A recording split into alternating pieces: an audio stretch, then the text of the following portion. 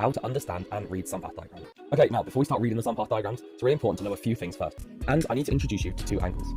These are the solar altitude angle and the azimuth angle. Now, the solar altitude angle is the vertical angle from the observer to the sun, and the azimuth is the horizontal angle from the viewer to the sun. Okay, so here we are in Photoshop, and I've got my sunpath diagram open. Now, although these diagrams look quite complex, there are a number of key things that are shown here. Now, the first thing we're going to look at is the dates. So these lines going around here show specific dates throughout the year. Now, the reason these are different sizes are because, if you think about it, the Earth is on a 23.4 degree angle. And as a result of this, the altitude of the sun in summer is higher than it is in winter. Now, this degree going around the outside is the azimuth angle that I mentioned earlier. Again, this is the horizontal angle from the viewer to the sun. And as I said, it starts north at 0 and will rotate clockwise. Okay, now we also have a number of other angles in the center here, and these show the sun altitude angle. Again, as mentioned earlier, this is the vertical angle from the sun to the viewer. And again, you'll see these dots on this line. Now, these correspond to different hours, as it's a 24-hour clock. So you can see today, the sunrise is roughly 6 AM and sunset is roughly 8 AM.